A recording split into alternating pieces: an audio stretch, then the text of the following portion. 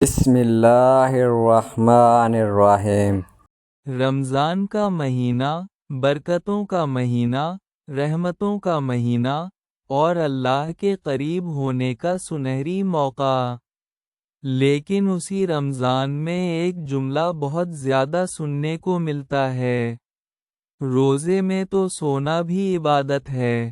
کچھ لوگ اس جملے کو سن کر مطمئن ہو جاتے ہیں، اور کچھ کے دل میں فوراً ایک سوال پیدا ہوتا ہے، کیا واقعی روزے میں سارا دن سوتے رہنا عبادت ہے؟ اگر نیند عبادت ہے تو نماز، قرآن اور ذکر کی کیا ضرورت؟ اور اگر نیند نقصان ہے تو پھر جسم کو آرام کب ملے؟ آج کی اس ویڈیو میں ہم کسی ایک طرف کا فیصلہ نہیں سنائیں گے، بلکہ قرآن کی روشنی میں حدیث کے مفہوم کی بنیاد پر صحابہ کرام کے طرزِ زندگی سے اور عقل و فطرت کے اصولوں کے مطابق یہ جاننے کی کوشش کریں گے کہ روزے میں نیند کہاں عبادت بنتی ہے اور کہاں یہ ہمارے روزے کو کھوکھلا کر دیتی ہے۔ اگر آپ چاہتے ہیں کہ آپ کا روزہ صرف بھوک پیاس کا نام نہ رہے، بلکہ روح، دل اور کردار کی عبادت بن جائے، تو اس ویڈیو کو آخر تک ضرور دیکھیں۔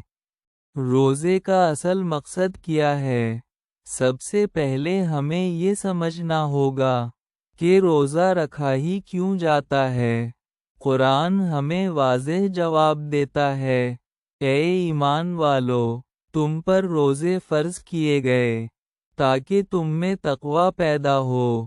یعنی روزے کا مقصد صرف وزن کم کرنا نہیں، صرف دن گزار دینا نہیں، صرف افطار تک صبر کرنا نہیں، بلکہ دل میں اللہ کا خوف، نفس پر قابو، خواہشات کی تربیت اور کردار کی اصلاح۔ اب سوال یہ ہے، کیا سارا دن سوتے رہنے سے یہ سب حاصل ہو سکتا ہے؟ یہیں سے اصل بحث شروع ہوتی ہے۔ نیند، اسلام کی نظر میں اسلام نیند کو برا نہیں کہتا، بلکہ نیند اللہ کی ایک نعمت ہے۔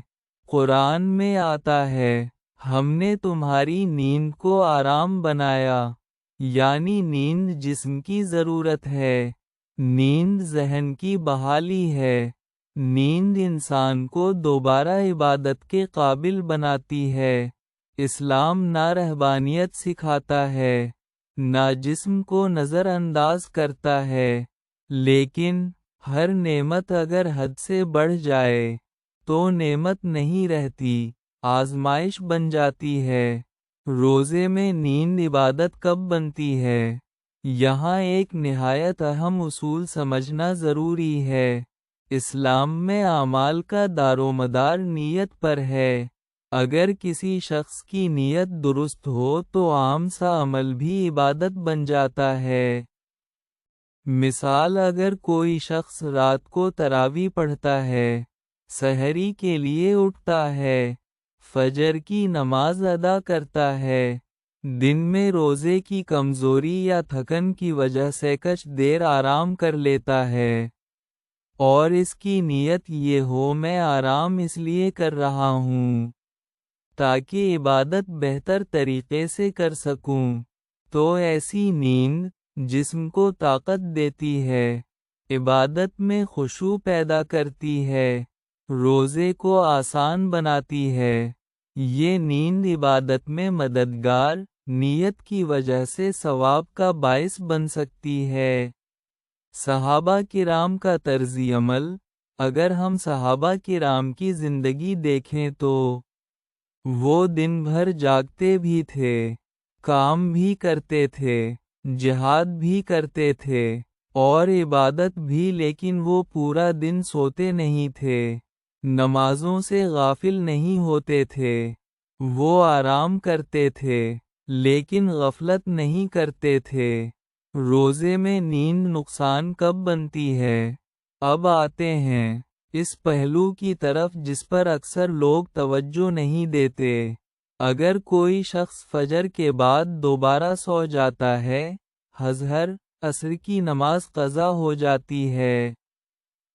قرآن، ذکر، دعا سے مکمل غفلت سارا دن موبائل یا نیند میں ضائع افطار کے وقت جاگ کر سمجھتا ہے کہ روزہ مکمل ہو گیا، تو صاف بات ہے یہ نیند عبادت نہیں، یہ روزے کی روح کو مار دیتی ہے۔ یہ خود فریبی ہے، کیونکہ روزہ صرف پیٹ کو بھوکا رکھنے کا نام نہیں، بلکہ دل کو زندہ رکھنے کا نام ہے۔ روزہ اور غفلت کا خطرناک تعلق۔ ایک بہت اہم بات، غفلت عبادت کی سب سے بڑی دشمن ہے۔ جب انسان سارا دن سوتا رہتا ہے، دل سخت ہو جاتا ہے، وقت کی قدر ختم ہو جاتی ہے۔ رمضان دوسرے مہینوں جیسا لگنے لگتا ہے، اور یوں رمضان کا قیمتی وقت ہم ہاتھ سے نکل جانے دیتے ہیں۔ روزہ ڈھال ہے، لیکن کیسے؟ حدیث کا مفہوم ہے، روزہ ڈھال ہے۔ ڈھال برائی سے بچاتی ہے، نفس کے حملوں سے روکتی ہے، لیکن اگر ہم روزے میں بھی نفس کی خواہش، سستی، کاہلی کے آگے ہار جائیں تو ڈھال کس کام کی؟ اسلام کا خوبصورت اصول۔ اسلام ہمیں ایکسٹریمز سے بچاتا ہے، نہ یہ کہ ساری رات جاگیں، دن میں بے ہوش رہیں، نہ یہ کہ دن بھر سوتے رہیں، رات کو فضولیات، بلکہ رات کو وقت پر سونا، سحری اور فجر کا اہتمام، دن میں تھوڑا آرام، نمازوں کی پابندی، قرآن سے تعلق، افطار سے پہلے دعا، یہی وہ راستہ ہے جو روزے کو خوبصورت، بامقصد اور ثواب سے بھرپور بناتا ہے۔ روزے میں وقت کا شعور۔ رمضان ہمیں وقت کی قدر سکھاتا ہے۔ ہر لمحہ قیمتی ہے، واپس نہیں آتا۔ اگر ہم نے رمضان کو صرف سونے میں گزار دیا تو سوچیں ہم نے کیا کمایا۔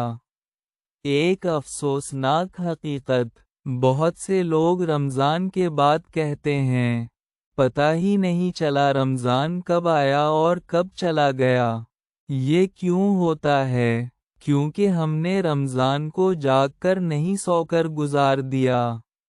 بہترین روزہ گزارنے کا عملی طریقہ۔ اگر آپ چاہتے ہیں کہ نیند بھی نقصان نہ بنے اور عبادت بھی متاثر نہ ہو تو یہ روٹین اپنائیں۔ فجر کے بعد تھوڑی دیر ذکر، دن میں قیلولہ، مختصر آرام، نمازوں کا خاص اہتمام، تھوڑا قرآن روزانہ، افطار سے پہلے دعا۔ یہ چھوٹی چھوٹی چیزیں آپ کے روزے کو بڑا بنا دیں گی۔ نتیجہ، فیصلہ خود کریں۔ تو اب سوال کا جواب، روزے میں نیند عبادت ہے یا نقصان؟ جواب ہے، یہ نیت، مقدار اور مقصد پر منحصر ہے۔ عبادت کی نیت سے نیند عبادت ہے، غفلت اور سستی کی نیند نقصان ہے۔ دوستو، رمضان سال میں ایک بار آتا ہے، اور زندگی کا کوئی بھروسہ نہیں۔ آئیں اس رمضان کو صرف گزارنے کے بجائے جینے کی کوشش کریں۔ اگر یہ ویڈیو آپ کو سوچنے پر مجبور کرے تو سمجھی مقصد پورا ہو گیا۔ ویڈیو کو لائک کریں، چینل کو سبسکرائب کریں، کمنٹس میں بتائیں کیا آپ سمجھتے ہیں کہ روزے میں نیند عبادت ہے یا نقصان؟ اللہ ہمیں روزے کی حقیقت سمجھنے اور اس پر عمل کرنے کی توفیق عطا فرمائے۔ آمین یا رب العالمین۔